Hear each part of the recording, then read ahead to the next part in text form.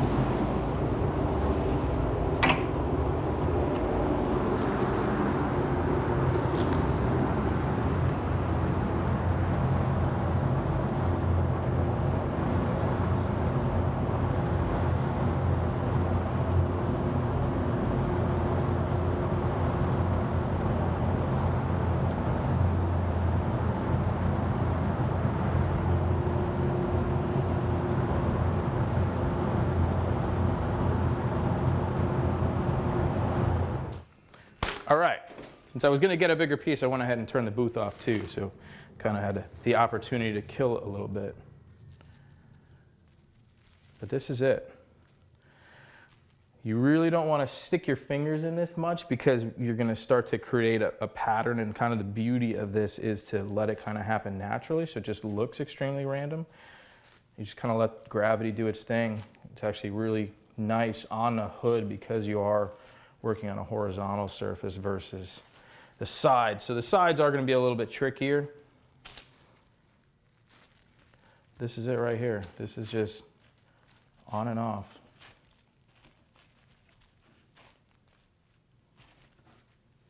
All right, so I grabbed another piece. Once it starts to get kind of loaded up with material, you can discard it and grab a fresh piece.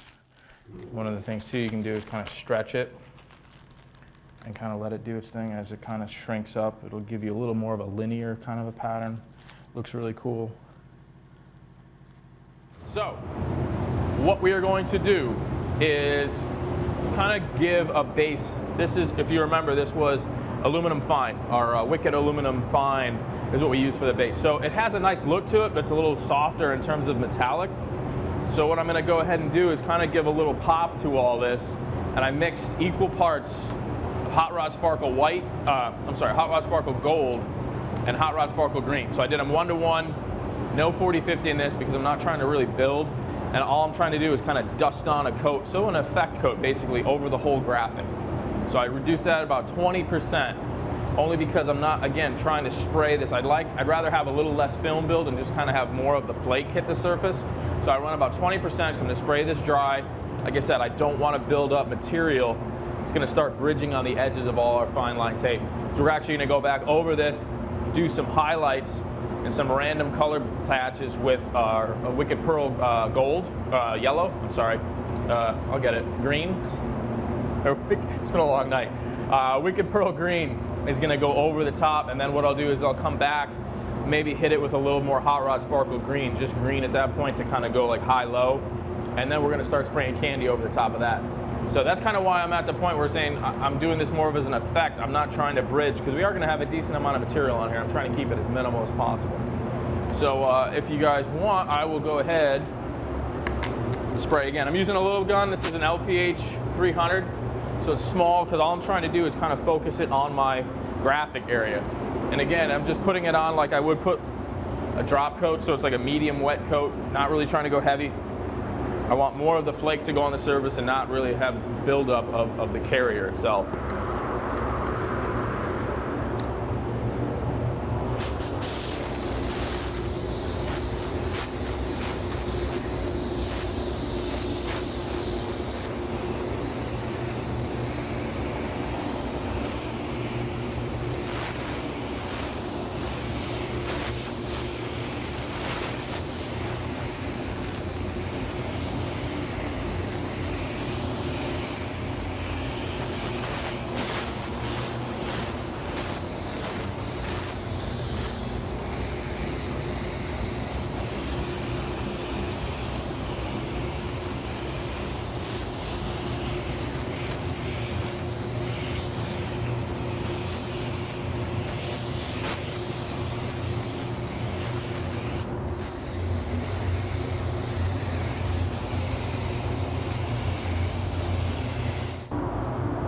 All right, guys, our Hot Rod Sparkle mixture is all dry. It's been about 20 minutes. Again, we got good airflow. We are in a booth, kind of a semi-controlled environment in terms of airflow. It's a little humid today, right around 65% humidity, 75, 85 degrees. So we're kind of right on that cusp, which is okay.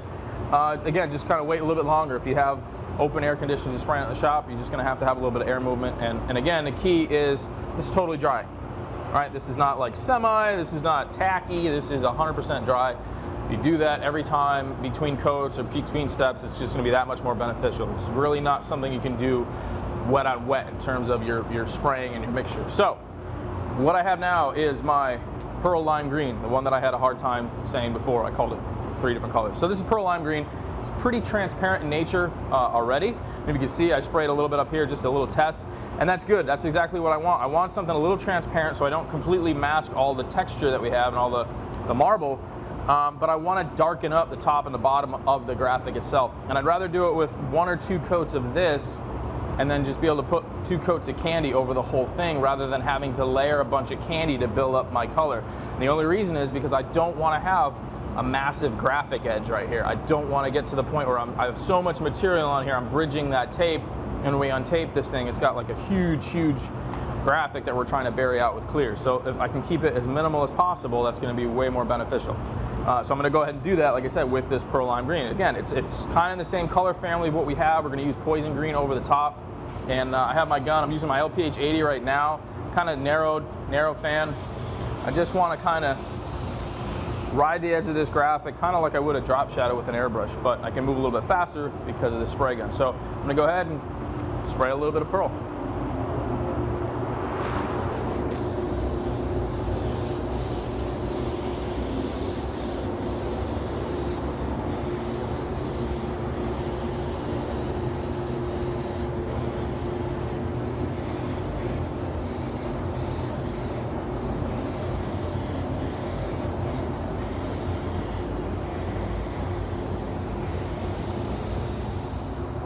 All right, guys, you can see I went ahead and sprayed. I kind of concentrated, like I was talking about, similar to a drop shadow, right? So I want this leading edge to be darker. And I mean, these are kind of close together, but you can see I was really light. I didn't hit the top edge of this. I want to hit the top edge of this. Leave this bit lighter. This will be heavier. This will be darker. So all those edges where your light source will be coming down this way, right, and casting a shadow. I'm really not doing a drop shadow per se, but I'm actually just trying to help kind of develop a little bit of curvature to the graphic so it gives it a little bit of body.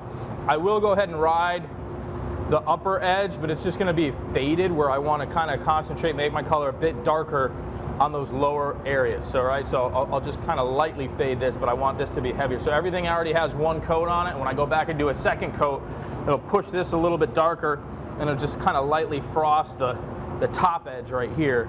So it kind of gives a little bit of balance shift. So I'm gonna go ahead and do that. And when we come back, we'll probably be spraying some candy. All right, guys, we are all dry with our pearl lime green. And now we're gonna do a little thing. I don't know if you remember in that test panel, I had a little bit of a paint spatter in between the whole thing. What I did was on that test panel, I did a little bit inside the lines. I colored inside the lines, and then at the very last step after it was striped, I went ahead and flicked a little bit more color. So for this, I'm using a darker color. This is basically our Wicked transparent apple green and a little bit of our Wicked phthalo green.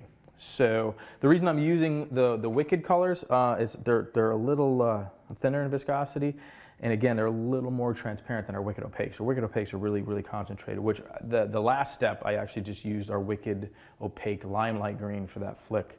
But for this, I want a little bit darker because I want to kind of build a little bit of texture underneath the candy. So I'm going to do this, let this dry, and then I'm going to candy over that. So really, it's just a matter of, this is where a test panel comes in.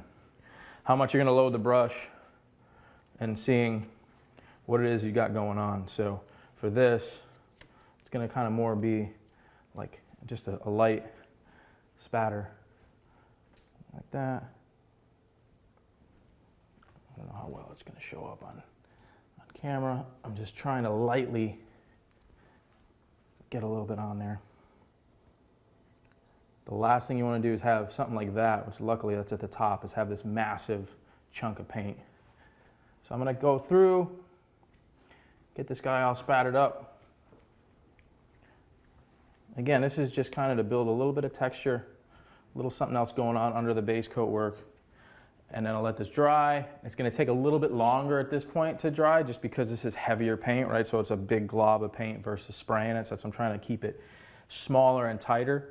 But we'll let this dry up, and we'll come back and we'll spray some candy.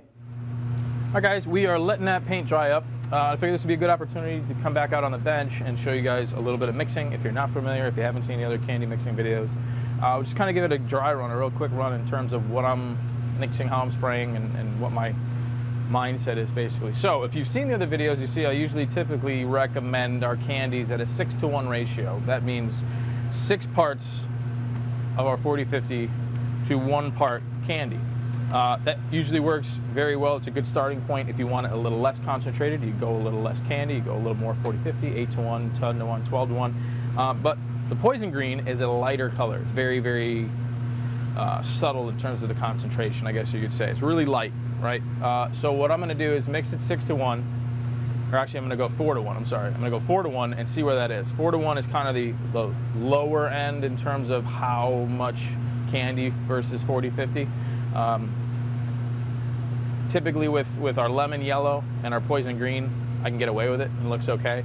We're doing something that's kind of a band on the car, so it's not like an entire area that we're spraying. I'm going to use a full-size gun on it too, so that's going to help in terms of getting that overlap and that concentration. So 4-to-1 will be good. Remember before I talked about not wanting to build up a bunch of layers to really start bridging that tape area and really start having a high spot with graphics. So I'm going to go 4-to-1. So I already have in my mixing cup, I've got ratios right there. So I went up to the 7, and then I'm going to go to the 1. I'm going to go to the 7 right there with my candy. So before I do that, I always talk about straining. These are 125 microns. These are really, really fine mesh strainers, right? So that's great for the candies. So before I even actually add it to there, I'm going to pour it right through. I'm going to go right up to my 7. So this is going to help kind of make sure there's no junk in here before I even actually mix it with my 40-50. So we're going to let that settle down, see where we are. We got a little bit more.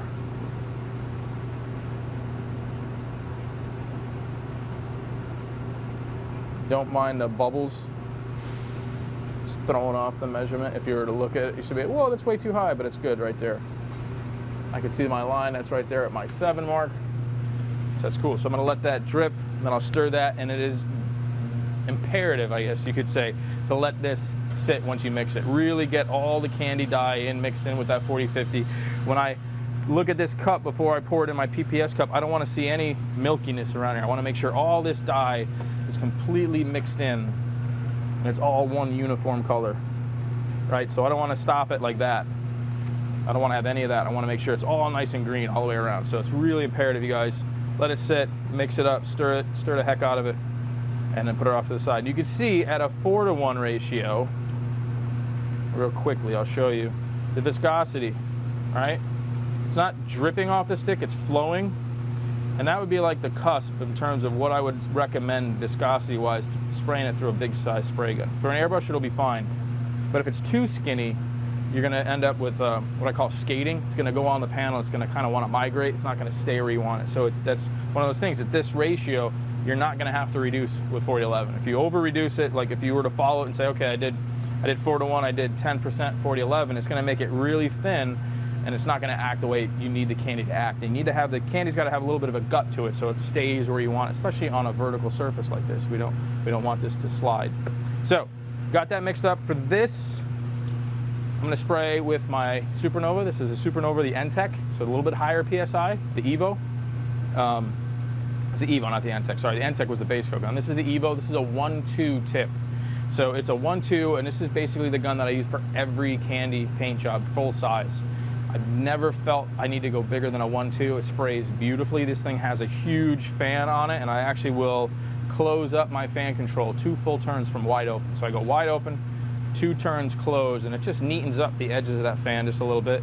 My fluid control, as you can see, is wide open. That's it, right to the, I can't turn it anymore. That's my trigger's full pull, and I'm gonna spray this right at 29 PSI, which is their recommended air pressure.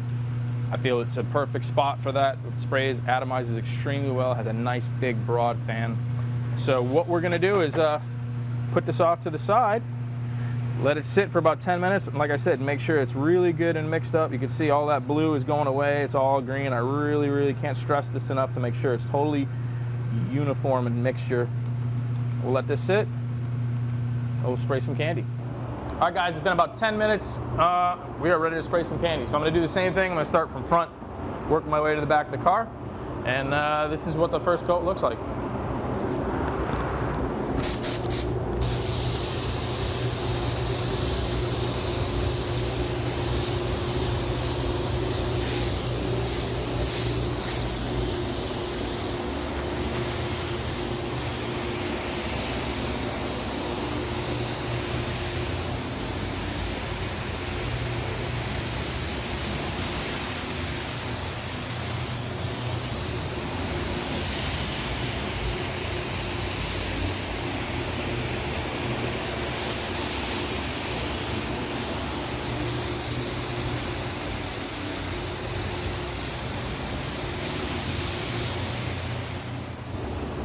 All right guys, 3 coats of poison green candy is down. You can see what that looks like. It is totally dry. Not to sound like a broken record, but I can't stress that enough. Everything's gotta be dry between coats. It's gonna give you the best result. So now what I'm gonna do is go ahead and mix, actually I already have it mixed, a little bit of emerald green candy. This is our darker candy. A little more blue shade, you can see here. A little bit richer in terms of concentration. And I'm just gonna go real easy, real gently. I mixed it 4-to-1, so it's the same exact mixture as my poison green. And what I'm gonna do is just kind of ride the center line of this graphic.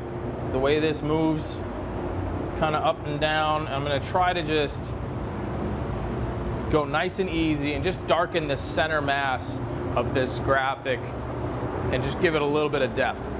So we're gonna go ahead and do that. This is actually my LPH 80 again, right? Nice little small gun. I got it pretty much closed up all the way in terms of my fan control. My fluid's wide open, I'm just going to be able to trigger it, but my fan is tightened up so it's a little more, you can see there, a little more round pattern than a fan. So this is how we're going to do it. To start from the bottom, just kind of come up nice and easy. It might take a few times, a couple passes, but I'd rather have a gradual color buildup. You can see how much darker it is than the rest of it, the emerald green, that's not, or the poison green. So I'm just going to kind of give a nice, easy fade to the rest of this.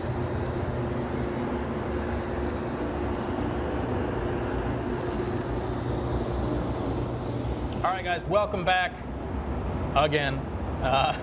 This is pretty much the last portion of this graphics. You can see now a little bit better now that this is probably dry. It's just got that dark emerald green, I mean not dark, but dark enough in the middle, kind of going around. When I let this dry, I came back and I grabbed each door handle that I had and kind of just held it in place to see where it was and sprayed a little bit on there. I mean, it's going to be a little bit different, but it's not so much that there's so much going on. It's not going to look really stark in terms of contrast. So the last part of this is drop shadowing the bottom of each of these licks. When I say the bottom, I mean just that. I mean the bottom. So anywhere, again, we talk about light source coming from this case should be from the top down, right? So any line here will be drop shadowed. This top line will be drop shadowed. The line that's above should not have a drop shadow. The line that's above this lick right here should not have a drop shadow. The shadow should be underneath here. If you were to choose to do this, if you wanted this to look like it was over and the light source was kind of coming up, then you would do your drop shadows behind, but then you'd have to go ahead and do all these lines the same way. Then the upper ones would get it, not the lower ones. If you do the top and the bottom, it just looks strange. You're just kind of highlighting it or fogging it, kind of like what I did with that pearl lime green in the very beginning, where we just kind of rode the edge. So if you want to pull off successful drop shadows, it's more of like the less is more. And following that less is more, like I said, I opted, rather than doing black or a dark color, a lot of times guys will mix candy black and candy purple, so it's not quite black, it's a little bit. I know a couple guys, Fraser likes to use candy black and purple. Steve Van Diemen told me, gave me a long time ago a tip on mixing. He likes our transparent red oxide, and he mixes that with a color, and it kind of gets a funky dark color, but it's not so much that it just looks fake. So for this, which I've seen quite a bit too, is I'm opting for a darker color of the green, right? So I use the emerald green to shadow this. I'm gonna use emerald green, that same mixture, 4:1, right out of the cup, and I just added a little more reducer. I'm spraying with an Eclipse CS, this is a 3.5, right around 38, 40 PSI. So I needed to reduce it just a little bit. It's probably 5% reduction. At that point, it becomes more of personal preference and flow of what you want this to move like. And I want it to basically be moving as fast as my hand speed, because what I don't want to do is kind of have to chug along. I want to be able to move quick, so it's kind of a nice fluid motion. So basically, I'll go ahead and do it and show you guys what I'm talking about. So I'm going to start darker right here. You kind of ride that tape line, and just at the very edge, kind of come off the tip of that lick. So it kind of looks like this.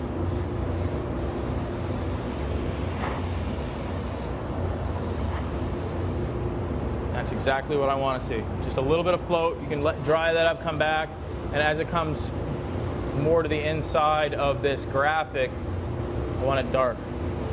So it should be darker here, kind of up to nothing. That's exactly what you want. So you can come back in and kind of darken the corner, like that crotch area if you want, just to give it a little more of that shadow. But that's it. That's enough. That's perfect. It's exactly where I want it. So I'm going to go ahead and continue on and doing this. Actually, Craig Fraser has a great video on that on our YouTube channel as well, in terms of shadows and drop shadows and the do's and don'ts. So check that out if you guys want. But I'm going to go ahead and finish these and this whole side of this car, work my way around that side, and it should look like what I have in the back.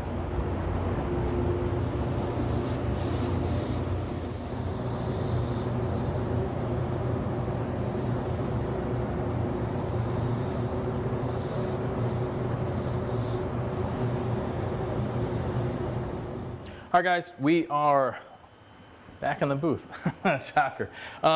We went ahead, let this all the drop shadows dry up really nice. Went around, did the whole car.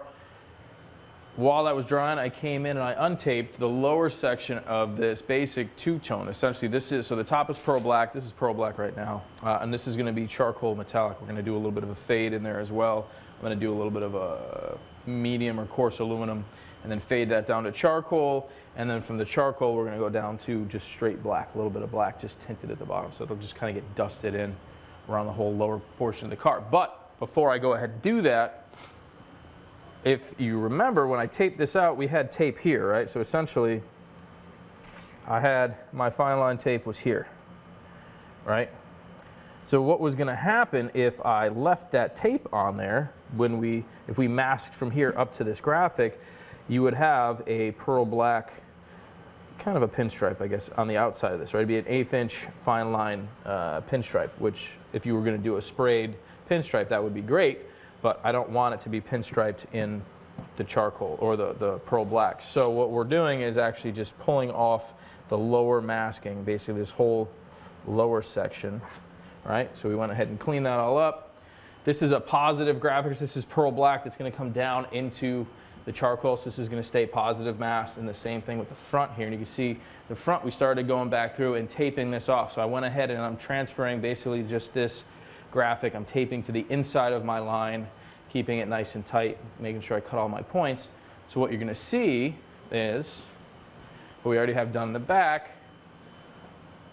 We just went ahead and masked a straight line across the back. Now we'll be able to take 18-inch paper, so just kind of come across the top, tape it up to the top, and we'll be able to spray. So this side is 100% done, pretty much. So we got the positive tape, and we're ready to spray. So I'm going to keep going spraying, or keep taping up the other side, and when we come back, we'll do a little bit of spraying. Hey guys, we are still here. And I keep saying it, but we are literally at the tail end of this project. Got the rest of the car, as you can see, back masked and wiped down real quick. Just did a little bit of 320, SX 320, PPG 320, the solvent base, just to make sure there's no glue residue, any kind of tape residue left over from untaping and all that stuff. So real quickly just gave it a wipe and a quick tack, blew it off. Now, we were kind of debating when I was talking to Adam, just going to go with the charcoal, or if we're going to do what I originally did. If you remember that test panel, I actually marbleized a lower section of this. I kind of did a band right underneath these graphics. Not a big section, just probably like 3 inches maybe. And I thought it looked really cool, and I did it differently. I kind of stretched it just so it was a different texture, and I thought it looked really cool. So I did that with the medium aluminum, and then I went down into the charcoal metallic. So Adam's like, yeah, man, if you want to do it, fine. He goes, don't worry about it. It's getting late. And I'm like, you know what? We're so close. We got to do it. So he talked me into it. So that's what we're going to do. I have medium aluminum mixed up in my cup, closed up my fan control, my little gun. This is LPH 300. Real tiny, nice and tiny. I'm just going to go ahead and do a little band and spray. Now I'm going to go ahead and do just this fender section because it's going to be easy enough for me to do it by myself. But really for the larger sections, just because we want to work nice and quick and keep a wet edge, I'm going to have Adam help me. So we'll get video of me just doing this one. I can show you guys what I'm talking about. And that's pretty much it. Again, it's just going to be a wet coat of silver, or actually our aluminum, just like that. You can see it's actually so wet that it's all funky looking, which is fine, because that is going to go away when I put this in there.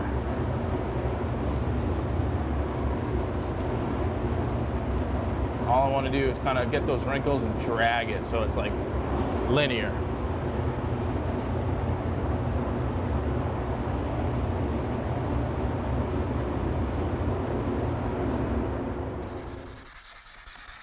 All right, we are back. Our silver is all dry. We kind of did that marbleizing, that dragging, which we thought was kind of cool. It's going to just build a little bit of texture up against the existing graphic. What I'm doing right now, because we have all this kind of overspray and all this nasty stuff, I'm just hitting this lightly with a piece of 800, right? 800 on top of a Scotch pad, just so I don't put finger marks in it, and seeing it nice and flat. I'm not leaning on this thing. I'm not going crazy. All I'm trying to do is knock off a little bit of that texture. You can hear that. It's nice and smooth now, instead of being real gritty. Just knocking off the texture so when I come back over with my charcoal, I'm not painting over, basically a popcorn ceiling from all the texture that's created just from the overspray. So we used a little bit of that medium aluminum, and it is inherently grainy, but that's because of the flake itself. So knock that down anywhere the overspray is. I'm going to go over with silver. If this was a solid color, I wouldn't have to do this. You wouldn't see it. But because it is a metallic, it's going to kind of magnify any kind of little dust nibs or any kind of chunks. So that's what I'm going to do real quick. This should take about 10 minutes. We'll come back, get it all tacked off, and we'll start spraying our charcoal. All right, everything is sanded down. I quickly tacked it, wiped it. It's totally dust-free, ready to go. I have my charcoal metallic mixed up in my gun. This is the same way as all my base coat colors have been through the whole video. It's 4-to-1, basically 20-25%, 40-50, mixed in with the charcoal, 10% 40-11. Ready to spray. I'm spraying with the same gun I used to do the base coat on the overall of the car, my Supernova N-Tech. It's at 1.3. So 26 PSI. This is what it's going to look like. We're going to just kind of fade it from the bottom up into this silver. I don't want to cover the silver. I just want to work up to it, and then if I have to, I can come back with a little bit of silver and just kind of blend the two together.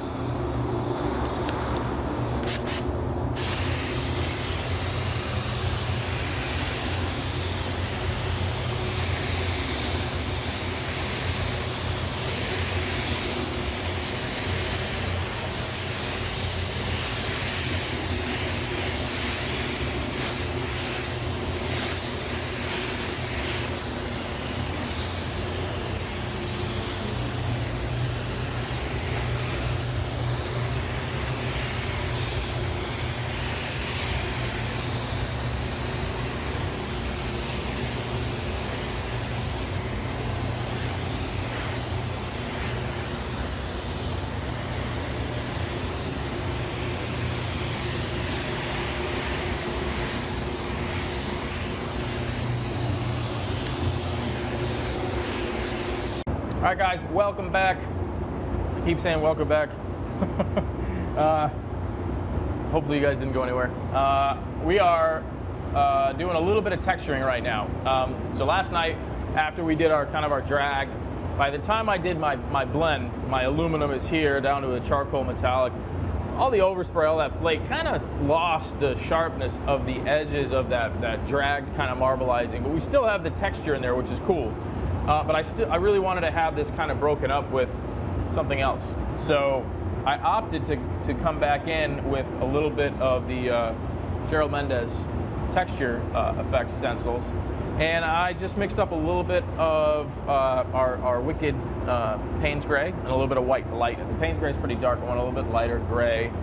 And I'm just coming back and I'm using my TH1 because realistically, it just holds a little more paint, and this isn't really finesse airbrush work. All I'm doing is just coming in between the two taped areas and quickly just building a little bit of texture. All right, so I got big areas. I can come and concentrate smaller, tighter ones to give some real cool textures. And what I want to do is just kind of break up that leading area between these licks of the graphics, and I kind of want to fade them down to the bottom here. And what I'm going to do is actually, when I'm done, I'll come back and I'll hit it with a little overextended charcoal metallic and bring it up into this so these just kind of fade, completely go away. When I say overextended, I mean not reducer. I mean add a little bit of 40-50 or a transparent base to that to just make that color a bit more transparent. It's going to wash out just this harsh kind of a fade out. One thing to keep in mind when you're doing these, I mean, it's pretty simple, but there really is no right or wrong, kind of like the rest of this. What you don't want to do is end on this area, right? So I'll show you here, like if you were spraying and you were doing your fade and you ended on the edge of the stencil, you're going to get that overspray line, right? So really the key would be to stay to the inside of that stencil and just keep moving,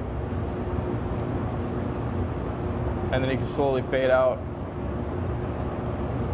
kind of like that, right? So you can make it darker towards the middle, darker where I want the initial graphic. And I mean, I'm doing this right over. This is kind of repetitive. You kind of want to avoid that. You could turn it a different way and just to keep that random overlap going, and you can generate a pattern like that. Just keep in mind, just stay away from that edge because you're going to end up with a fog line and you're going to have that halo. It looks like you actually just sprayed over a piece of tape. So food for thought. I'm gonna keep going, spray the rest of this. You can see the front is done, and actually I'll put this down and we'll go to the back side if you'd like. I already have that finished. And what we could do is, let's see here, where's my light?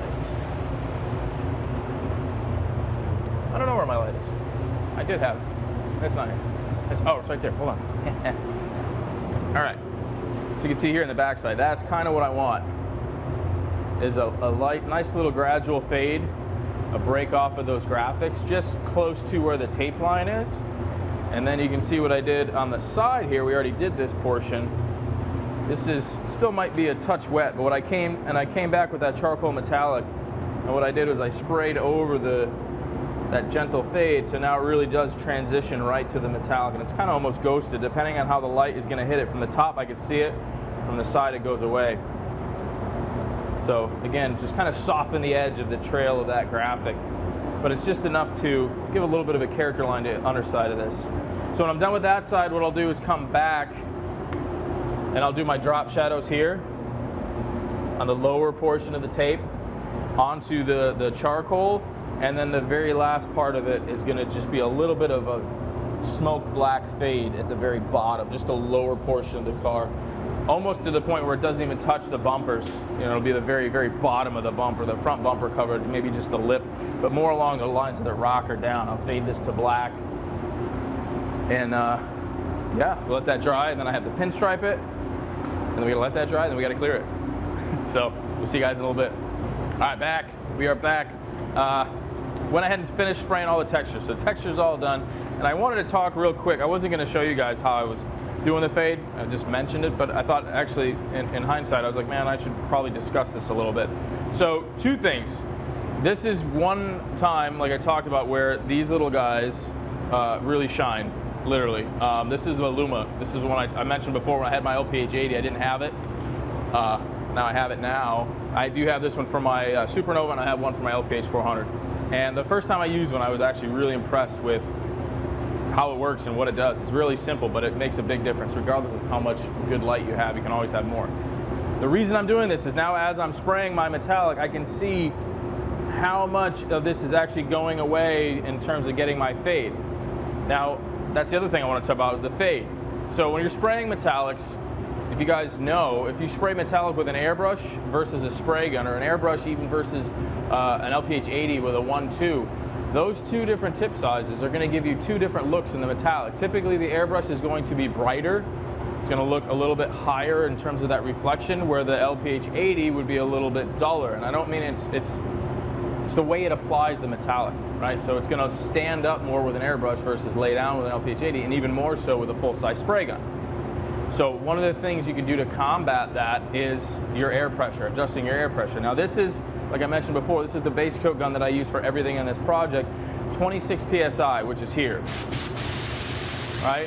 Now because I'm gonna spray kind of a gentle fade, and I'm gonna do is go from the bottom up to the top. I don't wanna come from the top down because I'm gonna create dry spray, more dry spray at the bottom of the panel, so I kind of want to alleviate that. So what I'm going to do is adjust my air pressure, because I do have my fan closed up a bit too. So I'm going to go ahead and drop my air pressure to about just under 20, about 18 PSI.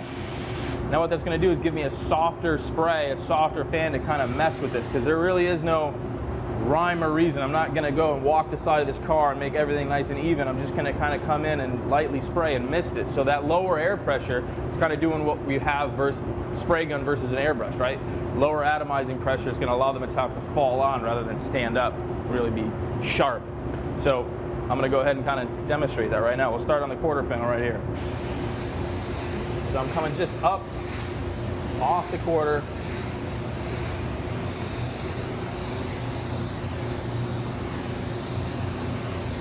This lightly fades so that little transition just kind of goes away. Like I said, what I don't want to do is come here, not that it's a big deal here, but I don't want to come here and spray off, because all that metallic is going to stand up on the bottom of that door. So I can come in from the bottom and work my way up.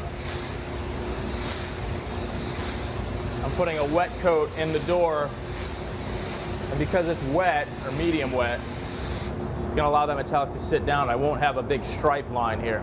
What I can do is afterwards, once this is all done and I'm happy with this transition, I can go back to full pressure and just stand back and kind of give myself a drop coat just to make sure that's even. But I can see it right now, and it's a nice even orientation. I'm not worried about having a blotchiness everywhere. So just keep that in mind if you're doing something, especially with metallics. Solid color is not going to be a big deal. But anytime you're working with metallics and you switch guns, tip sizes makes a big difference. The way you atomize, the atomizing pressure, the high pressure versus lower pressure is going to change the look of that metallic. So I'm going to keep going, and when I'm back, we'll be hopefully soon enough to start wrapping this thing up.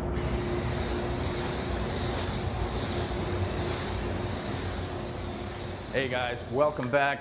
I know it looks a little bit different in here. The car is actually completely out of the booth. We cleared it up over the weekend. It is now, what day is today? Tuesday. It's Tuesday, and actually Adam has to be driving the car down this Friday to the Chrysler at Carlisle event, and that's what we're trying to get done. So that's in Pennsylvania. You guys are familiar with it. Big event, big fairgrounds down in Carlisle. Really cool stuff happens there. So that's why this car is getting done. So we're pushing the envelope in terms of timing.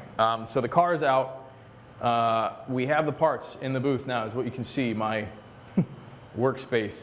So we got a grill, we got a spoiler, the rear bumper, which we're able to do off the car, and that was kind of the reasoning of me continuing the graphics higher up on the quarter panel. I didn't want to have to worry about painting anything crazy on this rear cover. So this is the charcoal metallic, that was the lower portion, and we just did a little bit of a fade like I did in the sides with a little bit of the smoke black. So basically just charcoal metallic down. What I am going to do is once I'm finished in here, before it does get cleared, I'm going to take a look at it versus the car and see if there's a few little spots that I need to speckle a little bit of green, that spattered effect, just so it looks continuous with the rest of the car. I don't want to have speckle at the bottom of the quarter and nothing on the bumper. It's definitely going to look a little bit off. Same thing with the handle. We got mirror covers, the window trim and the side covers. The rear handle, we had to do kind of the same thing. This is that silver that I did where the graphics were, and then charcoal, so it's a real subtle fade, but now when you put it in the hole, it's going to look like it belongs in there. I'm not a fan, you guys can tell, in terms of painting the parts on the car. If there was a way to situate this into that hole, I would have done that, but the problem is there's a little tab on here that really locks this thing in place, and it'd be almost impossible to get this back out before I cleared. I just don't like doing it because a lot of times you will get what we call a bridge, right? So if this is touching the paint, basically, in that trunk area, the amount of clear that you're going to put on here, even with graphics, you know, we based this thing out, and then we did the two-tone split, and we did the marbleizing, and I mean, it's a lot of material, even with 3 coats, you know, we talked about that. It's a lot of material, and if you have the door handles on the car and you're painting over that, you got 2 things that are going to happen. There's a strong chance that the tape is going to pull out of the corners or creases where you have it. It's going to get little bleed throughs and little mistapes. And B, the thing's going to be bridged. And when I say bridged, I mean just basically like molded with clear coat and material and paint. And the last thing you want to do is go have that door handle chafing on the door itself, and you're pulling on it, and where that separation, where that hinge is, it's just going to be a nightmare. So anytime you can take something apart for painting, it's definitely more beneficial in the long run. Not just the way it's going to look, but just the longevity of the paint job as well. Anywhere it starts to crack is a problem where you can get water and moisture in, and it's going to come back to bite you in the butt. So keep that in mind. So these are all pearl black. Mirror covers are pearl black. This is trim that goes up on the door, the upper door pillar covers. The handle, get the hood over here. The hood is ready to get pinstriped.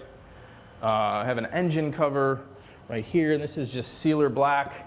We went ahead and marbleized the center section, and the Hemi is taped off, so that's going to get that's silver underneath. It's actually a factory color, so I'm just going to tape this off and spray a little bit of the pearl black on that, call that done, so that's going to be pretty cool.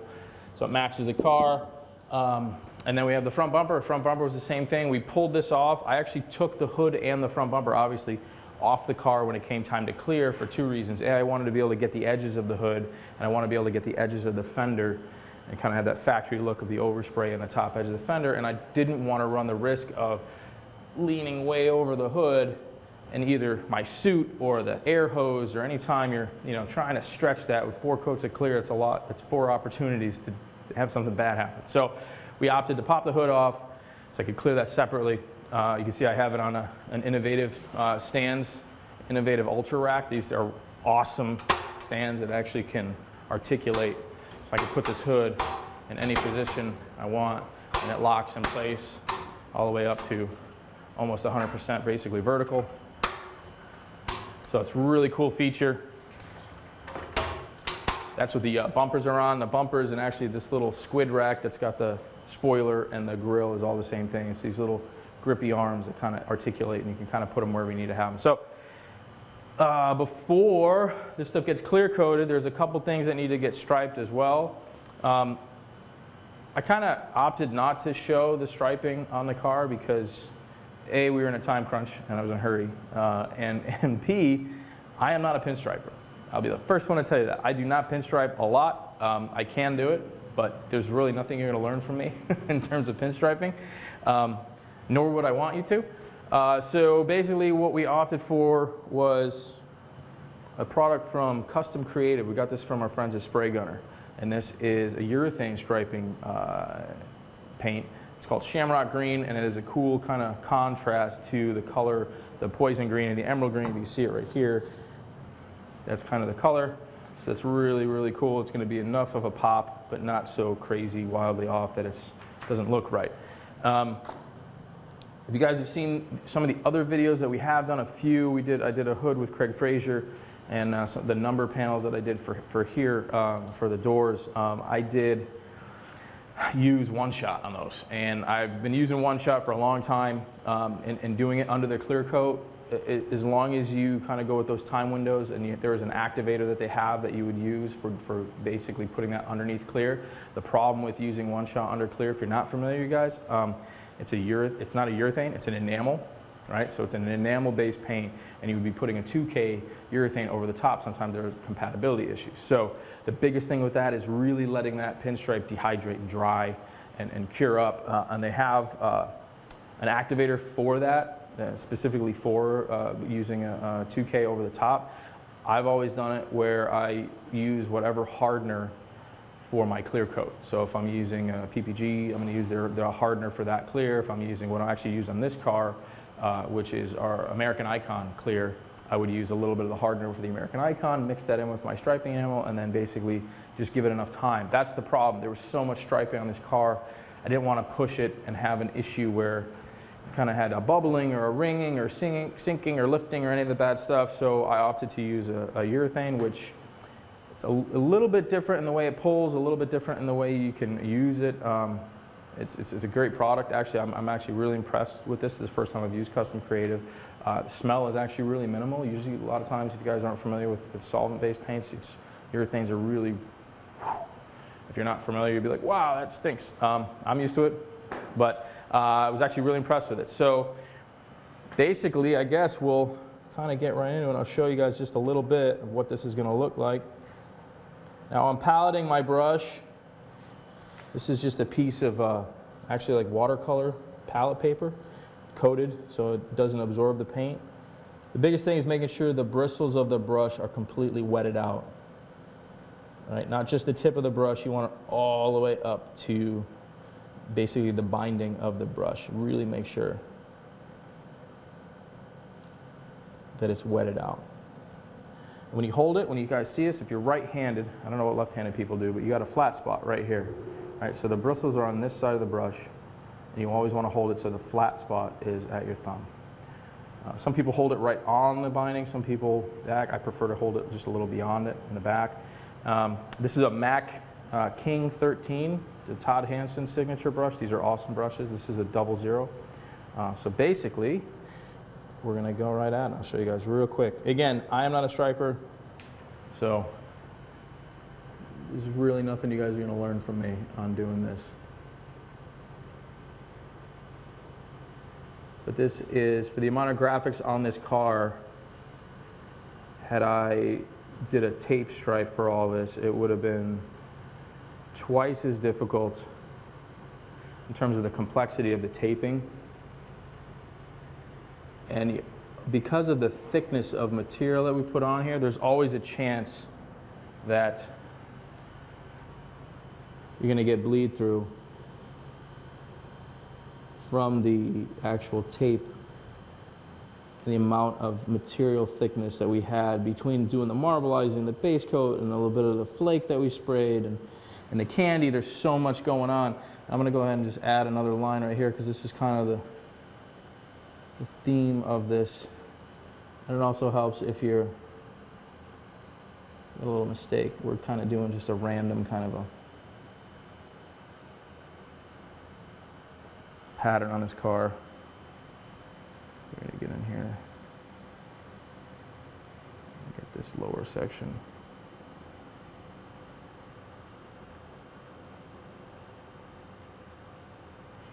That's it. So I'm going to go ahead and finish these up, get them all cleaned up.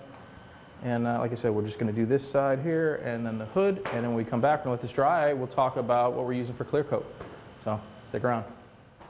Okay guys, I've been saying this, it seems like for this entire video, saying this is the last step. But seriously, this is the last step. So all my striping is dry. Striping on the hood, striping on the bumper, did a little bit of splatter on the bumper to match the car. And if you saw that, I did kind of the same way in the rest of the video. Just using a popsicle stick in front of my airbrush and kind of dusting it a little bit, and then you can flick a little bit too, which worked. I didn't use the pipette in there because I kind of wanted this a little more subtle because it's down the bottom, so it's kind of like fading off the car. So, but again, any of those things, any of that style works if that's what the look you're after. Yeah. So the final steps here, and the other thing is I let the booth run for at least an hour after I did all the striping. And this is striping urethane. It dries a little bit faster, and it is compatible with clear, but you still want to make sure that it's not sticky and tacky or any of that. You want it to be nice and dry, going to give you the best results. So you have nothing to worry about in terms of any kind of reactions with your clear coat. That's key. Just like everything else, man. Just letting it dry is going to be more beneficial in the long run. If you think it's on the verge, just wait another 15 minutes. That could save a lot of trouble, a lot of headaches, in the long run. So the clear coat. For this is the first time I've used the C820. If you guys have seen a couple other videos, the majority of them I've done the C800. They have their regular clear, their high solids. I think it's a show clear. It's the C800 from American Icon. This is their Euro clear. It's a little bit thicker in terms of viscosity. It's a 2-to-1 clear, so there's no reduction. So it's 2-to-1 right out of the gate. It's actually really good that it doesn't have a reducer. I feel I prefer not to use a reducer if you can, in terms of, obviously the clear is going to dictate whether or not it needs a reducer, especially when you're doing graphics and a lot of layers of paint. Sometimes the reducer can come back to kind of bite you in the butt, in the long term, because it has a tendency to dive down and cause re-wets and all that kind of stuff. So majority of like the high solids clears are typically lighter on the reducer side or no reducer at all. So it's 2-to-1. This is kind of nice because it comes in a 5 quart, so it's a little bit bigger than a gallon. And then you got a little over a half gallon of hardener for it. So realistically, you have just under 2 gallons of clear if you do it. This is like one and a quart, I think it is, a gallon and a quart if you were to measure it off, and then the hardener's just over a half gallon, so just about 2 gallons. So it's kind of nice. That is the first setup that I used that I went around the whole car with. There's a little bit left. Like I said, I did 4 coats on the car. We'll talk about that too. On these parts, I will do 4 on the hood because of the graphics. I'll do 4 on the bumper because of the graphics as well. But everything else, like the engine cover and all that stuff, is smaller. The graphics are a little bit minimal. I will probably opt to do just 2 to 3 coats. Because it's not needed, right? The only reason I'm doing 4, really hammering this stuff on, is to get rid of these edges, any kind of graphic edge. So like the spoiler, and especially this grill, this front grill shell it's actually taped on the inside, and it has like a honeycomb. So I have a ridge of fine line tape going all around this. So the last thing I want to do is go ahead and hammer on a whole bunch of material and have to worry about having that sharp edge. So the way I have this taped up, if I pop this tape as soon as I'm done spraying, I kind of have a little ripcord of my fine line tape. So while it's still wet on that last coat of clear, I will untape it very gently, and I will pull that cord, and it'll just go right around and allow that edge of clear to kind of relax over that line. So, but these will all get 2. You know, there's no reason. This is the spoiler, the grill shell, the rear bumper cover. There's nothing on it in terms of thickness. The mirror covers that I showed you before, the mirror covers and all those little door edge trims, all that stuff, the handle, that's all gonna get 2 coats of clear. So I'm kind of gonna shuffle back and forth in the booth. Again, because of the fact that this is a semi-downdraft, essentially, like I talked about before in other videos, a cross-flow booth, right? So air is coming in from the ceiling and out through the back. A majority of my overspray is coming this way, right? So the last thing I want to do is have a fresh coat of clear on something here, and then go to the back and spray and have all that overspray kind of just settle and fall, or vice versa. Have something in the back that I'm clearing, which is even worse, right? And having something I haven't cleared yet in the front, and all that dry spray, just that overspray, starts to settle on the surface, and then they have to spray clear over that. Typically, if you're going to hammer on a bunch of material and sand it flat, you're really not going to see it, but I've always been of the mindset that you will see that texture that you start to build a little bit. So just food for thought. So as I'm doing this, as I'm kind of cycling through, I will be moving these things around again because it's nice. These are all on wheels. So, you know, it's pretty slick. Yeah, so that's about it. So basically what I'm going to do is mix my clear.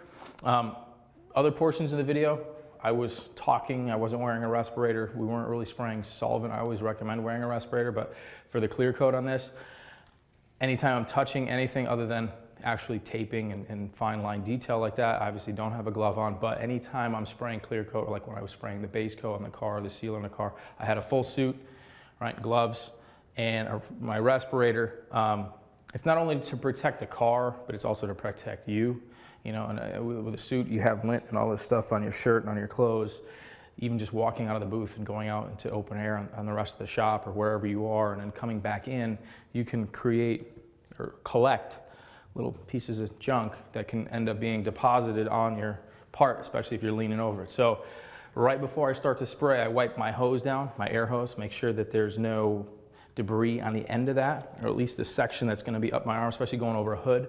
Anything that's close, if I'm going to be swinging over that hood, the last thing I want to do is have something fall off of my air hose. That's why I have these little hangers in the booth. I can hang my hose. I try not to ever let it sit on the ground. I got these guys right here, right behind me. You can see the one over there, but really easy. Now this part of that hose is staying clean. You know, you don't have to worry about it, but little things like that make a big difference. What I will do is, from this point forward, really, from untaping and everything else, I have not really wiped any of these parts down with a wax and grease remover, right? Because everything at this stage is really, really clean. There's no reason to, because you can kind of create more problems for yourself. So at this point, a fresh tack rag and just air from my spray gun. I'm just going to kind of blow it off, tack it off really nice, and there should not be, again, at this point in this stage, any kind of surface contamination. So that's the last thing. We'll just make sure the booth is running and get a good flow going. We'll start clearing. I'm probably not going to have the camera in here just for that, only because there's a lot going on. I'm going to be moving around, and this is going to get cloudy really, really quick. You guys really aren't going to be able to see too much, so we'll probably just leave it at that. We'll get this all cleared up, and then we'll see you guys at the end.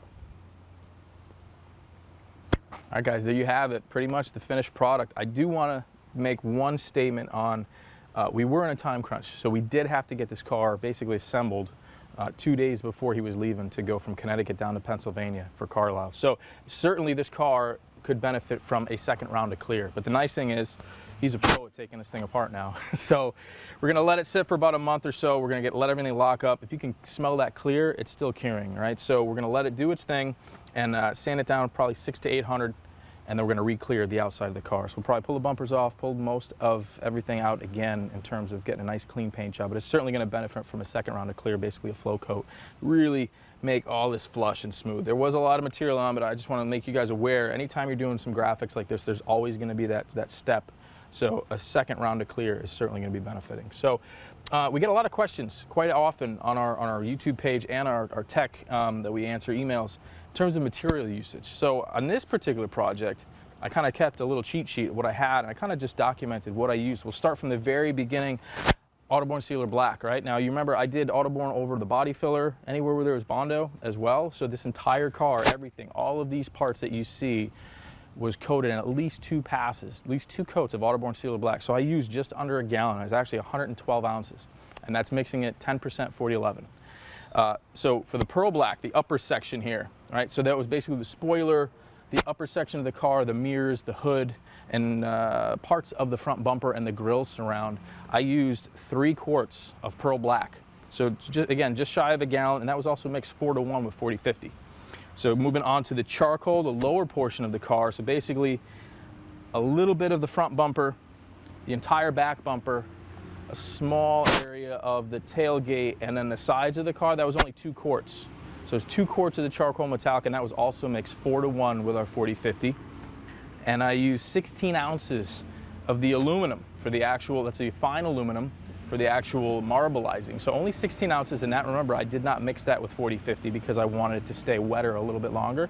So it was 16 ounces to do all the marbleizing on the entire car, including the hood. And then I went ahead and I had actually 8 ounces of our Pearl Lime that I used to kind of do some fading, some drop shadows. I used about 2 ounces of emerald green candy. That was mixed 1-to-1 because I was spraying an airbrush. So about 2 ounces of emerald green. That was just to darken the centers and give a little drop shadow on the tops. And then I used 8 ounces of our candy poison green, and that was mixed 6-to-1 and then 4-to-1. So I kind of played with the ratios to do my shading, and that was roughly 3 coats of candy. So it was only, like I said, it was 8 ounces. So not a lot of candy to do everything we did. And then I had about an ounce of the Wicked Detail Black and the transparent red oxide mixture that I use for all the shadowing. So it's basically an ounce, and I mix that 1-to-1-to-1. So it's 1 part Wicked Detail Black, 1 part transparent red oxide, and 1 part 40/50. And then I had about 50 ounces of 4011. So give or take, basically 2 quarts of 4011 and a full gallon of 40/50. And that's everything that we use to do this car. And this is not a small car. There's a lot of real estate on here, being a station wagon. So I think in terms of coverage, I think that's really good in terms of what we're able to do. Again, you went Pearl Black over Sealer Black, which is great. It was about 2 coats. You know, keep in mind when you guys are doing something, there's always a chance that there's going to be some dust or some dirt or some kind of contamination, where you always want to have enough to go back and maybe scuff out with a little 6 or 800 and then recoat it. So I'd rather see you guys have a little bit more than exactly right on that number, and then find out, man, if I had another 16 ounce, if I had another pint, it would be awesome right now. So just keep that in mind, you know, in terms of the numbers. And then we basically used the American Icon Clear. I used the Euro Clear. I remember I told you guys that's like a 5 liter? So it's like a gallon and a half. Actually, with everything between all the parts and doing as much clear work as I did, I used 2.5 gallons of clear on this. And again, that's without being flow coated. So enough material to build, enough material to sand all this down, and we'll probably use about another gallon at least in terms of doing this as a flow coat. So keep that in mind. It's a lot of material, you know. So again, that's the finished product. Thank you guys for checking us out. Thank you guys for kind of riding along the wave on this project. So we got a bunch more in the works. Got some really cool ones coming up, more automotive, big full size kind of repaints and some cool stuff. So stick around for that. For Createx Colors, I'm Chris Arpin. Thanks for checking us out. We'll see you guys next time.